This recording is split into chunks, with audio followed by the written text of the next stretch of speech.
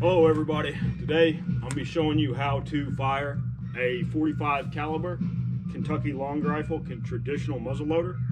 It's a flintlock. It took me quite some time to actually figure out how to shoot it. Wasn't a whole lot of information out there I could find.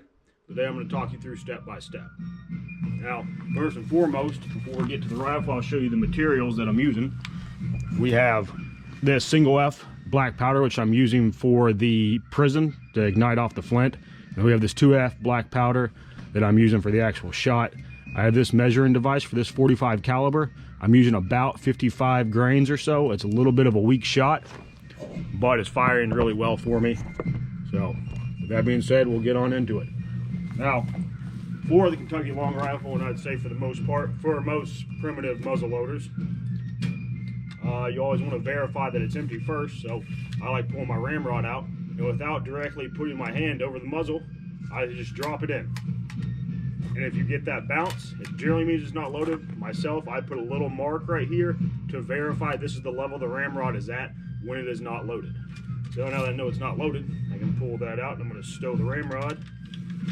I go into loading it. Now the first thing I'm going to do is I'm going to actually take my shot powder, the 2F, 55 grains, and I'm going to pour it down the bore. I'm just going to empty it down through there like so. Then I'm going to pull out my patch and ball. You're just going to take the patch and you're going to place it directly over the bore. And you're going to take your ball and just set that right in the middle of the patch and try to start it with your fingers. It can be pretty difficult to get it started. So I take out my small ramrod here. I just put a lot of pressure until it seats in. And I'm going to take the longer portion of that small ramrod. I'm going to push that ball down as far as I can with that. From there, I'm going to pull out my bigger ramrod. I'm going to seat that ball and patch all the way down. Now, like I did before, I marked on my ramrod what level it should be at when it is loaded, so I can verify that it is loaded. How anybody would ever fire 3 aim shots a minute with this bad boy, I don't know. I sure couldn't. But moving on. Now, I'm going to open up the frizzen like so. I'm going to go to half cock.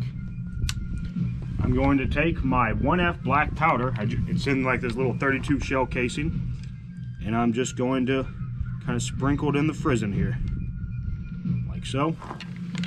I'm going to close the igniter, give it a couple taps with my hand, kind of seat it down in there. I'm going to come out here, sure I'm wearing eye pro, sometimes the black powder can blast back. I'm going to identify my target. I'm going to go to full cock. I'm going to aim. I'm going to pull the safety trigger, and I'm going to pull the trigger. Like so. I'm going to go ahead and go back to half cock, verify that my primer is gone. I'm going to ensure that the ball actually shot. Again, without putting my hand directly over the bore. I'm going to drop the ramrod in, and I can see it's at my mark, so this gun has fired. Through and through, these traditional muzzle loaders are extremely fun to fire. They're a little bit time consuming when it's loaded, but compared to regular modern day ammo prices, you can shoot these all day long for just a couple dollars. If you have any questions, feel free to reach out to me.